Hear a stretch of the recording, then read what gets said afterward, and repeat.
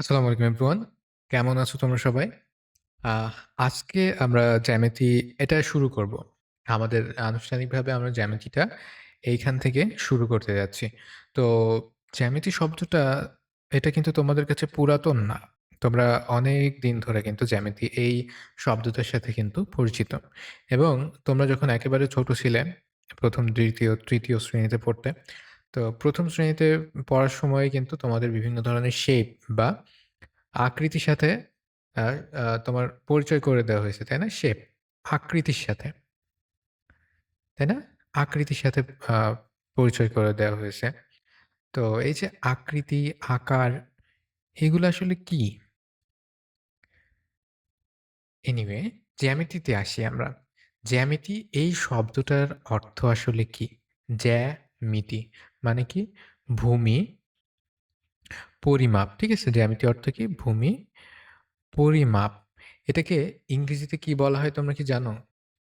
ইংরেজিতে কি বলা হয়? জিওমেট্রি। জিও এম ই টি আর ওয়াই জিওমেট্রি মানে কি? জ্যামিতি। এর ভেতরে তোমার যে জিও শব্দটা এই জিও শব্দটার অর্থ কি জানো? জিও শব্দটার অর্থ হচ্ছে আ ভূমি বা স্থান। ওই যে বলা হয় না ন্যাশনাল জিওগ্রাফি? জিওগ্রাফি মানে হচ্ছে তোমার ভূমি রিলেটেড, পৃথিবী রিলেটেড বা এক কথায় ভূমিই বলো। ওকে। সো জিও এটা হচ্ছে ভূমি। ঠিক আছে? জিও শব্দের অর্থ হচ্ছে ভূমি এবং এটা কি শব্দ জানো? জিও এটা কি শব্দ? এটা কিন্তু ইংরেজি শব্দ না। এটা হচ্ছে তোমার গ্রিক শব্দ। ঠিক আছে? তো এই যে গ্রিক শব্দ জিও এটার অর্থ হচ্ছে ভূমি। আর তোমার হচ্ছে আ মেট্রি এই শব্দটা কোথা থেকে এসছে জানো? মেট্রি এই শব্দটা আসছে হচ্ছে মেট্রন শব্দ থেকে। METRON মেট্রন এই শব্দটা থেকে। তো মেট্রন এটা কি শব্দ? এটাও কিন্তু গ্রিক শব্দ। তো এই যে গ্রিক শব্দ মেট্রন এইটার মানে কি? এইটার মানে হচ্ছে পরিমাপ। ঠিক আছে?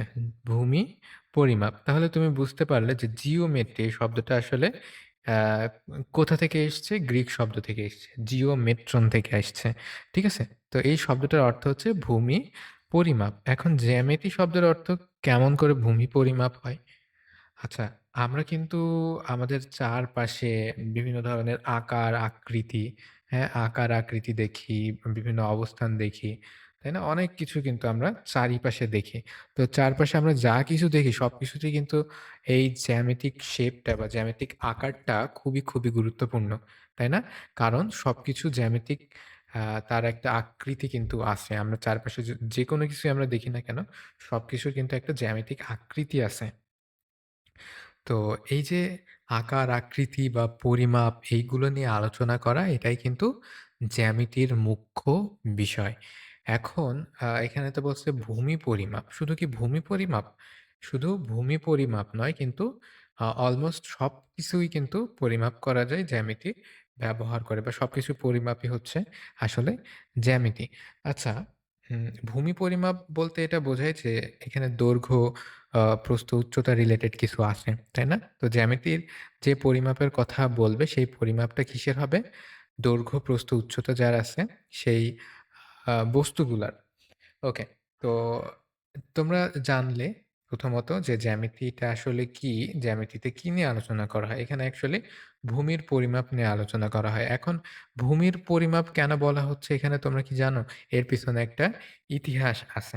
তোমরা কি শুনতে চাও সেই গল্পটা? যদি ইতিহাসের কথা বলি তাহলে তোমাদেরকে যেতে হবে মিশরে। ঠিক আছে? মিশরে এবং আজ থেকে প্রায় ৪,০০০ বছর আগে। ঠিক আছে? ৪,০০০ বছর আগে। তো ৪,০০০ বছর আগে মিশরীয় এবং ব্যাবিলনের যারা মানুষ ছিলেন তৎকালীন তারা কিন্তু এই অ্যা জ্যামিতির সূত্রপাত ঘটায়। ঠিক আছে? তাহলে ৪,০০০ বছর আগে। বুঝতে পারছো? ৪,০০০ বছর আগে। তাহলে কত প্রাচীন জাস্ট ইমাজিন একবার কল্পনা করো। এখন কত সাল চলছে? এখন কিন্তু ২০২৬ সাল চলছে, তাই না? তার মানে আ যীশু খ্রিস্টেরও জন্মেরও ২,০০০ ২,৫০০ বছর আগে কিন্তু এই আ জ্যামিতির কাজ-বাজ কিন্তু শুরু হয়। আ আমি আগে মনে করতাম যে হয়তো মানুষ জাতির শুরুই হইছে ২,০০০ বছর আগে। যখন ছোট ছিলাম এই সালটা শুনে আমি তখন এটাই ভাবতাম। ঠিক আছে? কিন্তু আ যীশু খ্রিস্টের বয়স থেকে কি ধরা হয়? আমাদের কিন্তু এই যে খ্রিস্টাব্দ বা আমাদের যে সাল গণনা করা হয় এটা ধরা হয়। তো যাই হোক, কত পুরাতন জাস্ট একবার কল্পনা করো তোমরা। আমরা যে বিদ্যাটা নিয়ে এখন পড়বো জ্যামিতির বিদ্যা, এটা কিন্তু অনেক পুরাতন। তো তখন কি হতো যে ৪,০০০ বছর আগে কোথায় বললাম? মিশরে, তাই না? তো মিশরে তো তোমরা সবাই নীল নদের নাম শুনছ, তাই না? হা নীল নদে কি হতো? যে তখন নীল নদে বন্যা হতো। বন্যা হলে কি হতো? যে কৃষকদের যাদের যেমন জমি আছে, মনে করো এই হচ্ছে কৃষকদের জমি। যেটা হচ্ছে নীল নদের গা ঘেঁষে থাকে। ঠিক আছে? এটা কৃষকদের ভূমি একেকজনের জমির মাপ বা আকৃতি প্রকৃতি একেক রকম। ঠিক আছে? এরকম জমি-জমা তখন কিন্তু ছিল। কিন্তু নদের পাশে হওয়ার কারণে কি হয়? এই যে এমন করে মনে করো ভাগ করা ছিল অনেকের। জমির টুকরা, টুকরা করে ভাগ করা ছিল।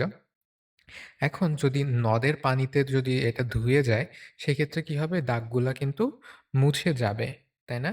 তো এখানে দাগ তো চিরস্থায়ী করার তখন কোনো ব্যবস্থা ছিল না। তাই তখন কি করা হয় জানো? তখন আ এই জ্যামিতির উদ্ভবটা কিন্তু ওই যে ভূমি পরিমাপ করতে গিয়েই আসে। এইজন্য এই বিদ্যাটার নাম কি? জ্যামিতি বা ভূমির পরিমাপ, জিওমেট্রি, তাই না?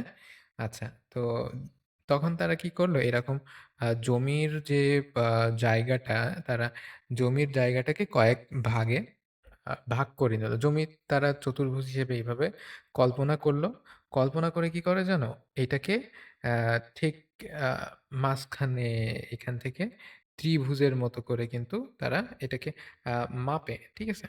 তো এইভাবে তারা সীমা সীমানা বা সীমানা কিন্তু তারা নির্ধারণ করত। এরকম ৪ কোণা হবে এবং তারা আ এই ত্রিভুজের মতো শেপ কিন্তু তখন দিবে। এখন তখন কিন্তু কোনো চাঁদা ছিল না। বুঝতে পারছো? তখন কিন্তু কোনো চাঁদা ছিল না, কোনো মাপার যন্ত্র ছিল না। কিন্তু তারপরেও কিন্তু তারা নিখুঁতভাবে তৈরি করতে পারত। আচ্ছা, তোমরা তো পিরামিড সবাই দেখছো, তাই না? পিরামিড কিন্তু সবাই দেখছো। তো এই যে পিরামিডটা, এই আ পিরামিড আ কিভাবে এত জ্যামিতিকভাবে জিওমেট্রিক্যালি এত পারফেক্ট, এর শেপগুলা কেন এত পারফেক্ট? সবকিছু কিন্তু এই তুমি যদি আ আ এই যে উম এই আ মিশরের যে তোমার পিরামিডগুলা দেখবা, এই পিরামিডের আ যদি ওয়ান্ডারফুল যদি কোনো শব্দ তোমরা যদি আ তোমরা অনেক কিছু কিন্তু দেখতে পারবা বা জানতে পারবা। তোমরা যদি এটা নিয়ে একটু রিসার্চ করো, ইন্টারনেটে যদি একটু দেখো যে মিশরের পিরামিডের কি রহস্য, এর কি আ বিষয়বস্তু, এসব কিন্তু তুমি চাইলে দেখতে পারো এবং তুমি অবাক হবা যে এত নিখুঁতভাবে তারা জ্যামিতির পরিমাপ সেখানে দেখিয়েছে যা সত্যি বিশাল অবাক কাণ্ড। ঠিক আছে? তো সেইজন্য তুমি বলতেই পারো যে ৪,০০০ বছর আগে বলে কিন্তু এমন না যে তখনকার মানুষ অ্যা খুবই অনুন্নত ছিল বা খুবই বোকা ছিল। এরকম বলা কিন্তু যাবে না। তখনকার মানুষও অনেক বুদ্ধিমান ছিল। আ তাদের যে টেকনোলজি বলো বা তাদের যে এই সকল জ্ঞান ছিল এইগুলো কিন্তু আসলে অনেক, অনেক ছিল। হ্যাঁ? তো সেখান থেকেই কিন্তু এইগুলা আসছে। আচ্ছা। তো আমরা দৈনন্দিন জীবনে কিন্তু অনেক আ ভাবে জ্যামিতির সাথে কিন্তু সম্পর্কযুক্ত। তোমরা আশেপাশে যেকোনো শেপ তুমি দেখো না কেন, তুমি যে ঘরে থাকো, যে বিল্ডিং এ থাকো বা যে খাটের পরে থাকো কিংবা যে টেবিলের পরে পড়াশোনা করো, তোমার সাইকেল বলো, যেকোনো ধরনের গাড়ি বলো বা বিমান বলো, সবকিছুতে কিন্তু জ্যামিতিক আ পারফেক্টলি পরিমাপের আ মাধ্যমে কিন্তু সবকিছু তৈরি করা সম্ভব হয়েছে। হয়তো কিছু, কিছু এমন উপাদান আছে যেখানে আ সেটা অনেক ক্ষুদ্র, ক্ষুদ্র যদি মানে অনেক সূক্ষ্ম, ঠিক আছে? অনেক সূক্ষ্ম। তার মানে অল্প একটু চেঞ্জ হলেই সেটা পুরোপুরি একেবারে নষ্ট হয়ে যেতে পারে, ধ্বংস হয়ে যেতে পারে। ঠিক আছে? আর কিছু, কিছু জিনিস আছে যেখানে জ্যামিতিক তেমন তারতম্য হলেও খুব বেশি ব্যাপার হয় না। তবে সে যেমনই হোক প্রত্যেকটাতে কিন্তু জ্যামিতির ব্যবহার কিন্তু হচ্ছেই। ঠিক আছে? সে কম হোক বা বেশি হোক প্রত্যেকটা ক্ষেত্রে সকল ক্ষেত্রে কিন্তু জ্যামিতিক ব্যবহারটা আছে। তুমি যেকোনো বিষয়ের উপরেই তাকিয়ে দেখো না কেন। তো এটা হচ্ছে ব্যবহারিক জ্যামিতি। ঠিক আছে? যে যে জ্যামিতিগুলা আমাদের কাজে লাগে প্র্যাকটিক্যালি আমাদের কাজে লাগে সেইগুলা। তো জ্যামিতির ইতিহাসটা তোমরা নিশ্চয়ই বুঝতে পারছো যে কোথা থেকে আসলে জ্যামিতিটা আসছে। এই যে আমরা তোমার জমি মাপা দেখালাম, তাই না? যে ওরা মাঝখান থেকে কি করত? একটা চতুর্ভুজকে মাঝখান থেকে কেটে তারা ২ টা অংশে কিন্তু ভাগ করে নিত। কিন্তু তখন কিন্তু কোনো চাঁদা ছিল না, তখন কোনো স্কেল ছিল না মাপার জন্য। তাহলে তারা কিভাবে এত পারফেক্টলি আ চতুর্ভুজ বানাতো বা পারফেক্টলি তারা ত্রিভুজ বানাতো, হ্যাঁ? এটা কিন্তু আ অনেক আশ্চর্যের বিষয় এবং এটা নিয়েও আমরা আলোচনা করব। যেহেতু আমাদের পিথাগোরাম থিওরাম বা পিথাগোরাসের যে উপপাদ্য সেটা আছে। এই কারণে আমাদের কিন্তু এটা নিয়ে আলোচনা করা দরকার। তো আমরা এই লেকচারটিতে দেখলাম যে জ্যামিতি কি, জ্যামিতি কোথা থেকে এসেছে, জ্যামিতি কারা এনেছে এবং জ্যামিতির যে শব্দের যে অর্থ সেটা কিন্তু আমরা জানলাম। তো এখানে আর কিছু বিষয় নিয়ে জানা যাক। আকৃতি বলতে কি বোঝায় এবং আকার বলতে কি বোঝায়? আকৃতির ইংরেজি হলো শেপ। ঠিক আছে? আর আকারের ইংরেজি হলো সাইজ। তার মানে হচ্ছে আকৃতি। তার মানে সেটা চতুর্ভুজ, সেটা বৃত্ত নাকি সেটা চতুর্ভুজ নাকি সেটা ত্রিভুজ নাকি কোন আকার, ঠিক আছে? সেটাই হচ্ছে আকৃতি। তো আকৃতি কিন্তু এর ভেতরে আবার আমরা দ্বিমাত্রিক দেখব, হ্যাঁ?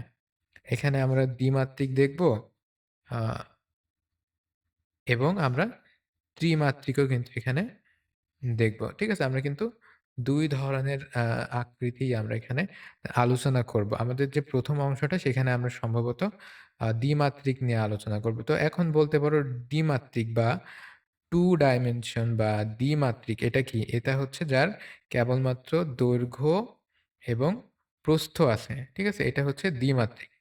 আর ত্রিমাত্রিক বা 3D ত্রিমাত্রিক কি? যার দৈর্ঘ্য প্রস্থ ছাড়াও তার মানে দৈর্ঘ্য প্রস্থ তো আছেই। এছাড়া কি আছে? উচ্চতা আছে উচ্চতা আছে বা তুমি এটাকে গভীরতা বলতে পারো। যার গভীরতা আছে। ঠিক আছে? তো এইটা হচ্ছে তোমার আ আকারের যে বিষয়গুলা, সেগুলা নিয়ে একটু বললাম। তো 2D বলতে কি বোঝায়? বিশেষ করে সারফেস গুলা। ঠিক আছে? সারফেস গুলাকে 2D আকারে দেখানো হয়। আর 3D মানে হচ্ছে ত্রিমাত্রিক। আমরা যে নজরে দেখি সেটা কিন্তু ত্রিমাত্রিক দৃষ্টিতে কিন্তু আমরা সবকিছু দেখি। আচ্ছা, দ্বিমাত্রিক, ত্রিমাত্রিক যাই হোক, আমরা ভূমির পরিমাপে কি ব্যবহার করব? শুধু দ্বিমাত্রিক ব্যবহার করব। কারণ সেখানে কেবলমাত্র দৈর্ঘ্য এবং প্রস্থ আছে। সেখানে কোনো গভীরতা বা উচ্চতা নেই। এখন তোমরা একটু দেখো এই চতুর্ভুজটাকে তারা কিভাবে এত পারফেক্টলি একটা চতুর্ভুজ বানাতো বা এখানে সমকোণী ত্রিভুজটা আসলে তারা কিভাবে বানাতো? নিখুঁত কোণ তারা কিভাবে তৈরি করতো? তারা করতো কি?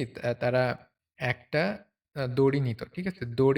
আ দড়িতে আবার ১২ টা গিঁট সমান দূরত্ব মেপে ১২ টা গিঁট দিয়ে নিত। ঠিক আছে? ১২ টা গিঁট দিয়ে নিত সমান অংশ তৈরি করে।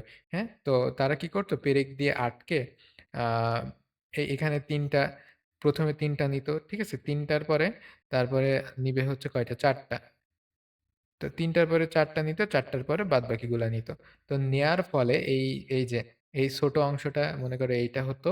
আর এই মিডিয়ামটা মনে করো এইটা হতো। আর সবথেকে বড় যেটা সেটা হচ্ছে এই ত্রিভুজের অতিভুজ হতো। ঠিক আছে? তো তারা কি করতো এরকম ৩, ৪, ৫ এইটা এরকম করে তারা এই রেশিওতে তারা গিঁটটা নিত। তো এটা নেয়ার ফলে কি হয় তোমরা সবাই কি জানো যে 5 স্কয়ার সমান 3 স্কয়ার যোগ 4 স্কয়ার। ঠিক আছে? Sorry 4 square. তো এটার মানে কি? ৫ ৫ ২৫ আবার ৩ ৩ ৯, ৪ ৪ ১৬, ৯ আর ১৬ কিন্তু ২৫। ঠিক আছে? তো এই যে এখান থেকেই কিন্তু পিথাগোরাসের যে উপপাদ্যটা সেটার ব্যবহার কিন্তু উপপাদ্য দেওয়ার অনেক আগে থেকেই কিন্তু ব্যবহৃত হয়ে আসছে। ঠিক আছে? চলে আসছে। আচ্ছা এখানে ৫ স্কয়ার হবে যেহেতু এটা অতিভুজ। তো তোমরা কি বুঝলে? যে আ তোমার যে উপপাদ্যটা, ঠিক আছে? সেটা উপপাদ্য তৈরি করার আ হাজার বছর আগেই কিন্তু এই আ ব্যবহারগুলো কিন্তু তারা ইমপ্লিমেন্ট করে আসছে।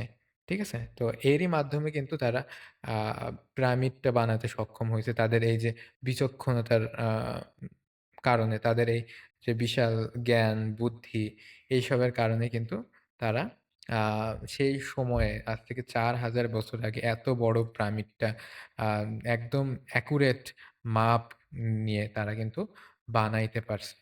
তাহলে জাস্ট একটু চিন্তা করো কত ওয়ান্ডারফুল না বিষয়গুলা? আচ্ছা, আজকের এই পর্বে আমরা মোটামুটি জ্যামিতির বিষয়টা কি সেটা নিয়ে আলোচনা করলাম।